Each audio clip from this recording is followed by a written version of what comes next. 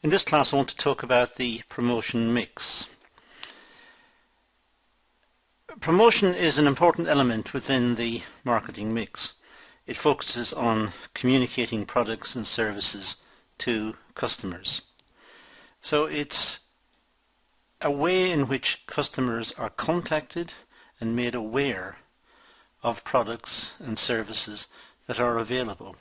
And these products and services satisfy customers' needs, customers' wants. The aim of promotion is to create awareness of products and services. It emphasizes product quality and features and attempts to gain a competitive advantage. So it's communicating the product quality, the attributes of the product, the desirability of the product in the context of the needs and requirements of the customer. And of course, by doing this, it will promote itself, the business will promote itself, it will promote the product, it will create some sort of brand loyalty and thereby gain a competitive advantage as well in the marketplace. Promotion includes advertising, personal selling, sales promotion and public relations. And I want to talk about each of these in turn, just a little about each of them. We'll start with personal selling. Personal selling aims to manage customer relations. It's a one-to-one service. It involves selling a product or service to a customer face-to-face. So it's a human being facing a human being. There is no technology or there is no gap between the two individuals. It's personal selling, it's one-to-one. Now, there are refinements on this. It may be telesales, in which case it's not exactly face-to-face. It may be over a distance, or it could be some sort of computer interface. But essentially it's a human being dealing with another human being. So we say face-to-face because that is the expression we use. But it could be a transaction conducted over the telephone. The idea is, however, that it's more personalized. The buyer may ask questions in an open sense, in a free sense, ask questions, and the salesperson is assumed to be knowledgeable and capable of answering the questions and allaying any fears or concerns that the purchaser may have about the product. So the salesperson should be well trained, should know about the product and be able to empathize with the buyer, understand the buyer's requirements and link the product to the satisfaction of those requirements. When we buy a vehicle, buy a car, let's say, we go to the showroom, it's for the salesperson to try to determine what do we want, what sort of car do we want, what size engine, what shape, what colour, and try to match our requirements with a car or a vehicle and in that way satisfy our requirements. Now this happens a lot. It happens with home improvements. If you're buying a kitchen or a bathroom or a bedroom. So it happens whenever we engage in buying and we deal with a person. We're not dealing with a piece of technology. We're not dealing with something remotely. We're dealing with a personalized experience. It could be that the salespeople are trained to persuade retailers to stock their products. Companies want to have a wide variety of outlets for their product. So they may wish to place their product, if it's suitable, within a retail outlet.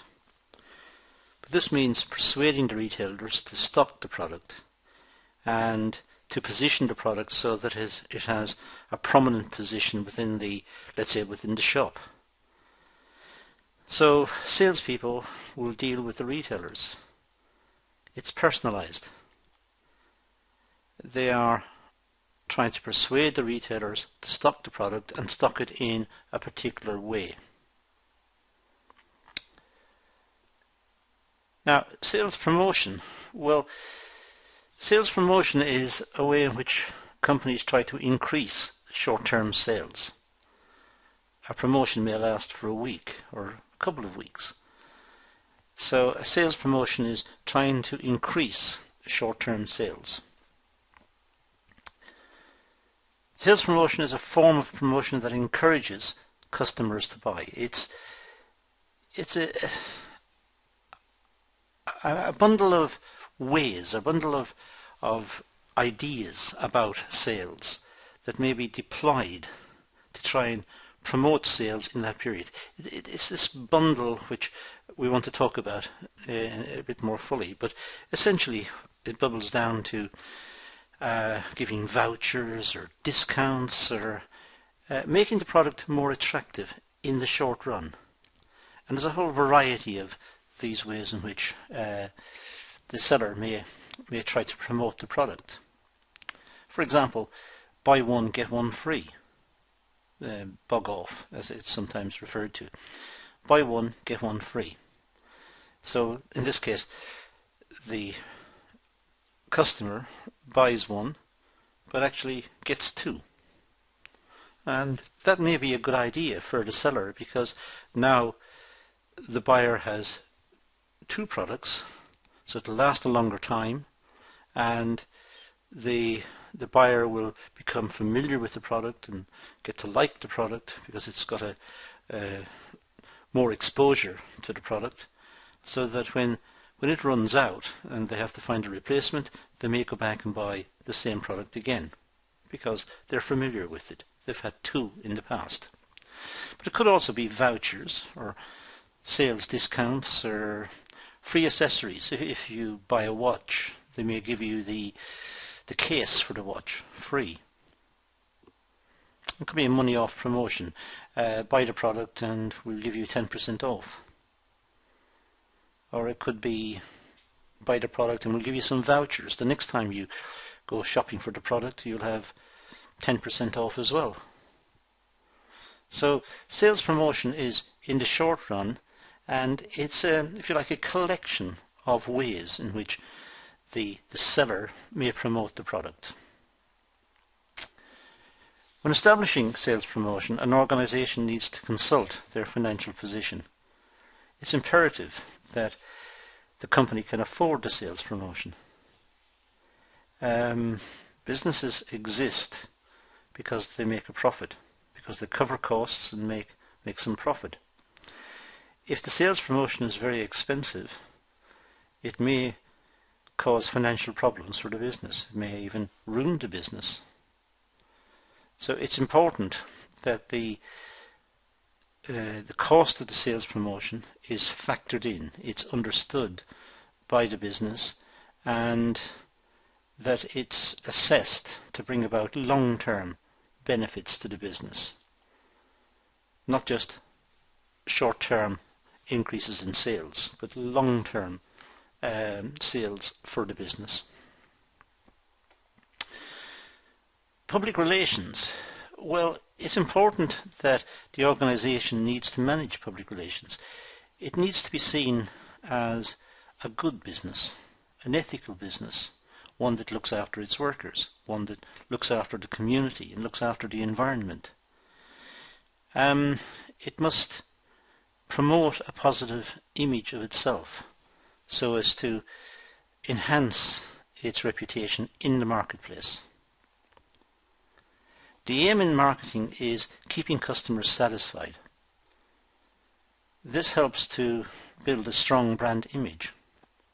So keeping customers satisfied is important because the brand image is strengthened, it's developed and strengthened as a consequence of the good reputation the business has in the community, in the economy, Uh, it, it's important that the business is seen to reflect the values of the society in which it's placed. A strong brand image builds customer loyalty. It also builds trust and promotes a strong relationship between the organisation and customers. So the brand image is important. The brand should mean something. Customers should relate to it almost instantaneously. They should understand that is the brand. And the brand represents something. It represents good quality, good value for money. It represents a good business working in the interests of the community and its own employees and the country in general, because it's exporting perhaps.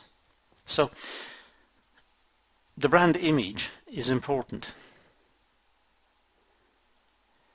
And press releases, company literature, videos, company websites, they can all be used to promote the public relations side of the business. There are many channels that the company may want to use to promote itself and promote its public image, the image it wants to project. So it may use press releases in the national newspapers or on television, on the radio. It may use videos. It may use the company website. So there are a whole variety of techniques it may use. Direct mail, well, slightly more controversial. It uses a database of customer details, of customer preferences to target a specific group. Now, there are all sorts of issues about holding a database of information about people. Ethical issues. Is it right that it should happen? What sort of information should be stored? How long should it be kept? Should it be sold on to other companies? There are all sorts of issues associated with the use of databases. But if a database exists, of course it may be categorized by gender, by age, by location, by buying preferences. But people may resent being predictable in this way and being used in this way, and being targeted because of their buying patterns have been worked out. It's controversial because a lot of shopping nowadays takes place online, and when customers click online, patterns may emerge. Patterns in databases may emerge, so that the next time they log online, similar products are presented for them to consider, or they are channeled towards particular products and particular lifestyles. And many may wonder, how can it be that the computer knows that they are interested in certain things? Well, it's because the database has been interrogated. The database holds information about them, and the more they shop online, or the more information is collected about them, the more refined that information will be, and the more they will be channeled in particular ways. As I said, it's a controversial area. It's one where legislators and all sorts of people are starting to think about the implications of this type of activity. Of course, it may be that mail is sent to customers and then marketers monitor any response. This may backfire, of course, on the people sending the mail, sending the letters, because the letters may be seen as junk letters. They may be seen as wasteful, wasting the world's resources, printing paper, knocking down trees, wasting energy, wasting effort, and unwanted by the recipients. So direct mail may be counterproductive. Um, it could be that simply using a student database to market a product. But again, as I said, students may resent their information being stored on a database. And what happens 10 years from now? Will the information still be stored about them? Is that fair? So, as I said, it's controversial. It's an area that needs to be looked at, and looked at carefully by legislators and by governments and by consumer groups who need to be persuaded that this, and it's been used for a long time, that this form of marketing is acceptable. Exhibitions. Well, an exhibition is simply a show, a trade show, in which exhibitors all have a common interest. They're all working in a particular industry. So it may be the holiday industry. So many companies working in the holiday industry, travel companies, hotels, airlines, and so on, and they may come together and hold an exhibition. And it may be open to the public, so people who visit the exhibition will be people who are interested in holidays. Now, this is a good form of marketing because the people involved in the exhibition have self-selected. They are a segment that are of interest. So they've self-selected themselves because they are there at the exhibition. They are interested in a certain type of product, and this gives organizations a chance to market their product to the target audience. So organizations know that the people who are at the exhibition are interested. So that's a very refined set of people, and it's a very efficient way of doing some marketing. The organization may increase its own awareness in the marketplace. People may become aware of the business because it's there. And they may also be able to sell products and services at the event. They may be able to do some selling at the event, at the exhibition. Not just promoting their name, promoting the reputation and the image of the business, but also actually doing some selling. And of course it has an opportunity to make new business contacts and to renew old contacts, ones that have gone cold over the years. There are all sorts of benefits associated with the exhibition, not just selling to the general public who may visit the exhibition, but also talking to other companies and forming alliances and forming some sort of getting agreements amongst themselves to help each other, to facilitate aspects of their work, to streamline parts of their work.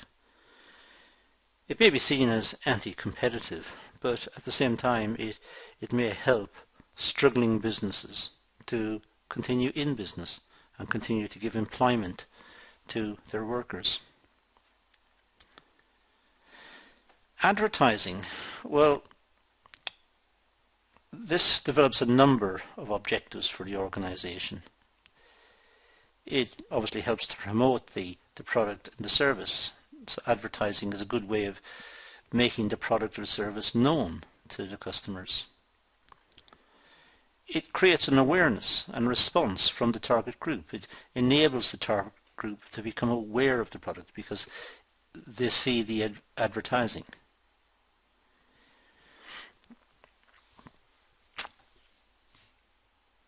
It also helps to compete with rivals. So there is an advantage in advertising in the sense that it can mean that the competitive edge that companies experience within a given industry, that edge can be fought out over advertising and leave it to the customers to decide who they like. It does mean, however, that perhaps companies have to spend quite a lot on advertising to try to beat their rivals. But there is an element of competition involved in advertising. Whose advertisements are the most entertaining, or whose advertisements contain the information whilst at the same time not being boring. There are many issues associated with advertising that need to be taken into account.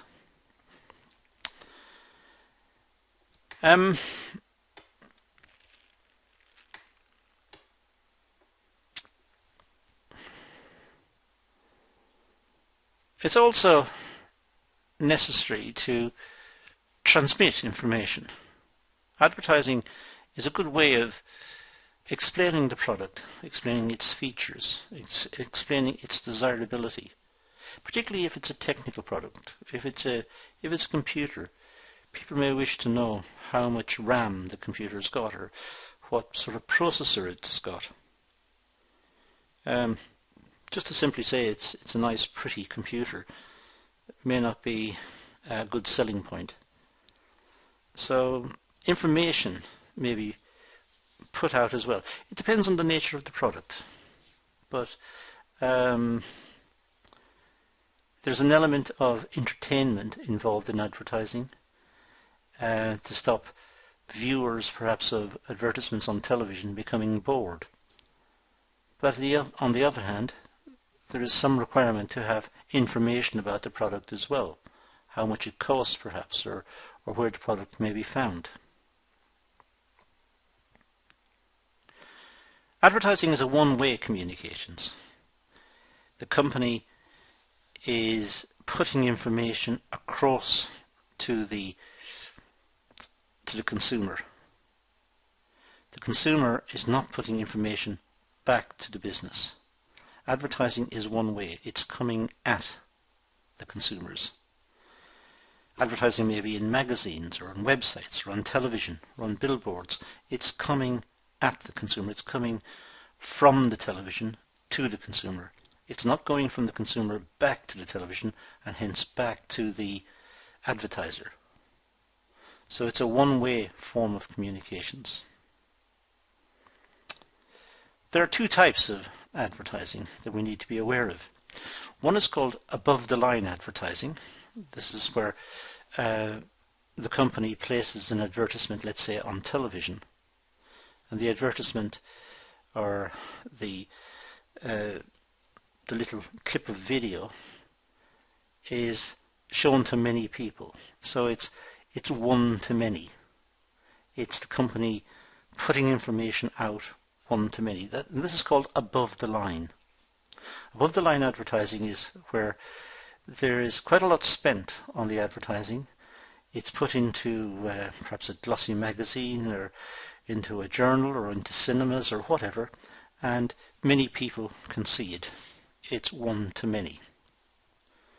There's also what's known as below the line. Below the line is more direct. It's a sales promotion, it's a one-to-one, it's word of mouth, it's much cheaper. It's below the line. So there are two types of advertising we must be familiar with: above the line and below the line. Now, sponsorship. Well, this is an approach used by an organization to gain a strong brand image and customer loyalty. Sponsorship could be perhaps for some charitable event, perhaps a race or some sort of competitive event. It could be sponsorship of a sport. It could be sponsorship of snooker, let's say, or horse riding, or a round the world yacht race. Now, the benefit to the sponsor, of course, is that the business gets its name promoted. Every time mention of the event occurs on television or on the radio, their business is mentioned as well. So currently, for example, Flora Margarine sponsors the London Marathon. Well, every time the London Marathon is mentioned, it's the Flora London Marathon. So it's getting its name put across. It's sponsoring the event, but it's also benefiting because every time anyone mentions the London Marathon, the company is also mentioned. So the process of sponsorship means the organisation gives money to a person or to an event, and thereby enables the event to take place.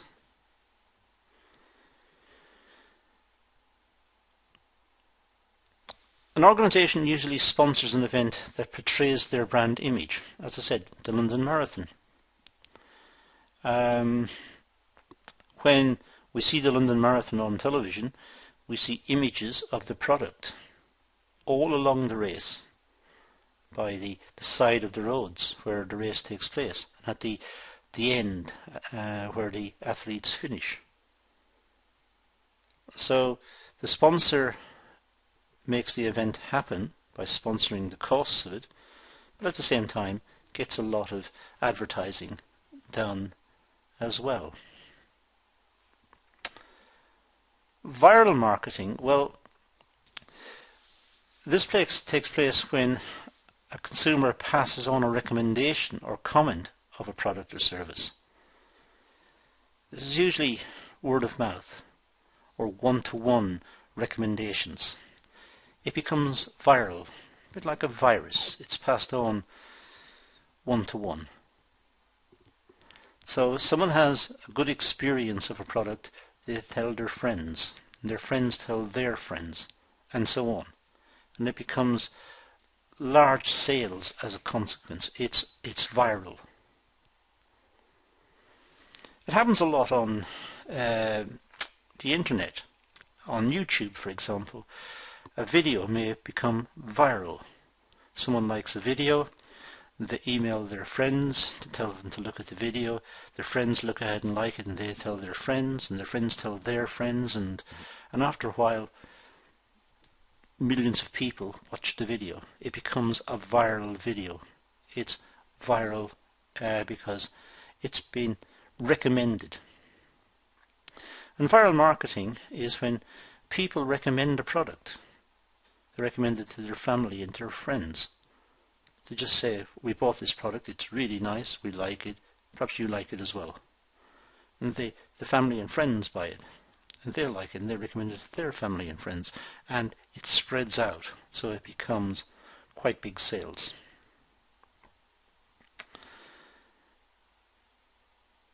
As I said, online recommendations, particularly on YouTube, have become very important, and it's a well-known expression in the context of YouTube for videos to become viral.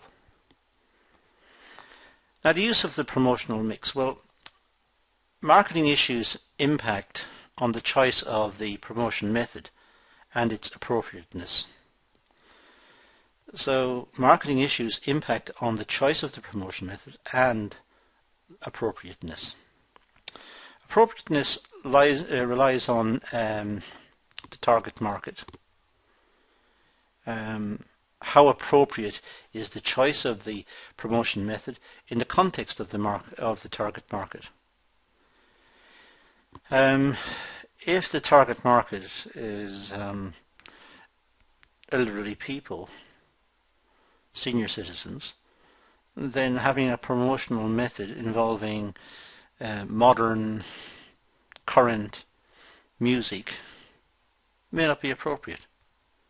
They don't understand the current music, or they're not interested in the current music, so it's an inappropriate form of promotion. The advertisement with a lot of modern music doesn't appeal to that sector of the population. There has to be appropriateness.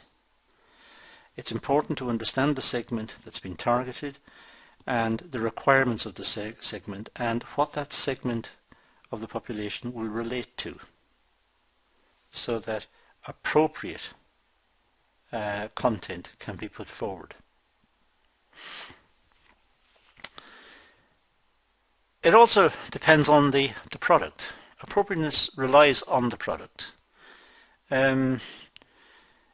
Sometimes the product may be aimed at, let's say, at students. Textbooks are aimed at students. So perhaps it's not appropriate to market textbooks to people who are not students, who are in their late 40s or 50s, who have long time given up being a student. Perhaps. So it's inappropriate. It's an inappropriate product. It's looking at the segment of the population and offering it the wrong product. It's inappropriate. The distribution has to be right as well. The distribution is how the product is delivered. Someone who is not familiar with computers and wants to buy some software nowadays will have to download the software. Well, that may be difficult. If the person wants the software, they're going to have to download it. They're going to have to find someone to help them, perhaps. But the distribution method is perhaps not appropriate for that set of the population. Is there another way of doing it? Could it be sent on DVD? Or is the risk of piracy too much?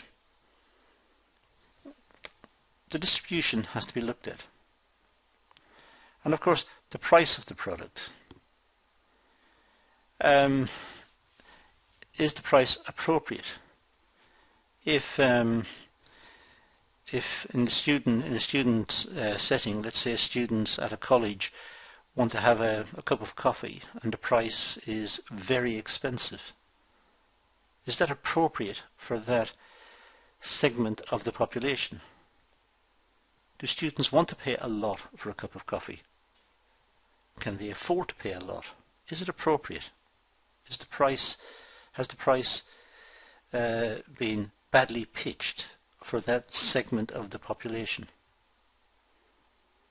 So it may not be appropriate to have a certain price in that context. The target market. Well, segmentation plays a role in the way a promotion is determined. Clearly, having developed a product, a company must identify who its likely customers are going to be. What are their attributes? What's the age profile, the gender, the location? And try to target that part of the general population. Try to get its product to that part because it's most appropriate for them. So factors such as the size, location and type of market all emphasize the need to implement different promotion methods. If the population live in a hot climate, let's say in the south of Europe, then they may have different promotional requirements. If they live in the very north of Europe, where it can become very cold in winter, they may have a different promotional requirement. So it's important to look at the target market and develop an appropriate strategy to target that part. So with the product, different products and services require different promotion methods as well. Cars cannot be sold in the same way as burgers or cups of coffee. Cars are more sophisticated. They have different requirements. People buying a car, it's a big expenditure. They will think long and hard before they buy a car. Whereas they may, without thinking too much, go out and buy a coffee. So the product or the service needs to be thought about more carefully. And also, we have convenience products. This is the cup of coffee I was talking about. And these require mass marketing methods. So McDonald's, for example, will sell coffee and sell convenience food. Well, McDonald's will advertise on television, on the radio, on billboards, in magazines. They'll advertise in a mass sense, whereas someone selling a specialist product may only advertise within specialist magazines or within a very constrained environment, a very close-knit environment. Depends on the nature of the product that's been sold. High-end luxury goods that require more thought and a purchase decision in the making process is likely to use personal selling as a promotional method. If it's a high-end luxury good, let's say a watch, a very expensive watch, we can expect to go into a very exclusive shop and get personal attention from one of the salespeople who will look for our requirements, try to determine our budget, and will try to match the requirements that we have in our minds and our budget to a particular product, sell us a particular watch. It's very much a one-to-one experience. Whereas convenience foods, a cup of coffee, well, it's just a question of walking in and buying a cup of coffee and sitting down and drinking it. It's not very personalized. Distribution, well, selling requires two approaches, pull and push strategies. Now, pull strategies create demand by directly promoting the product to customers. So the customers are contacted, they're made aware of the product, and the customers are, in a sense, pulling the product towards themselves. The customers are aware of the product, of its desirability, and they are pulling it towards themselves. It's a pull strategy. The promotion enables them to pull the product towards them. A push strategy promotes, could be to intermediaries, for example, selling some product to retailers.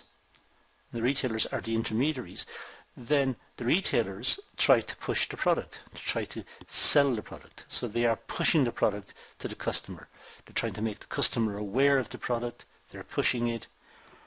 Whereas with the pull, once the customers are aware of the product, the customers want it, they are pulling it. They are pulling it, they are buying it. They are pulling it towards themselves. With the push strategy, the company supplies, let's say, retailers, and the retailers try to push it to the customers, to make the customers aware of it and get the customers to buy it. So the retailers are pushing the product. So there are two strategies, push and pull. With the price, well, the type of product and the price element determines the promotion method. If it's a very expensive product, then the promotion method will be more personalized, as in the case of the watch I mentioned earlier. If it's a very cheap product, a cup of coffee, then it's more mass marketing. So the fight may be between Burger King and McDonald's as to where you go for your coffee. So there will be an advertising campaign by each to try and make their product desirable, but it's a cheap product. With the an expensive product, it's much more one-to-one. So expensive luxury products require a more personalized approach to selling. Lower priced daily essentials rely on mass marketing. So a cup of coffee, that's mass marketing, just relying on advertising. Luxury products, more personalized. Go to the shop, a sales attendant will deal with your concerns and issues and try to determine your budget and give you a much more personalized experience. These are the issues that I wanted to discussed in the context of a promotion mix. There are other videos that will look at these parts in much more detail, and these will be made available in the coming classes. So that's all I'm going to do on this topic. I'm going to leave it at that and say thank you for watching.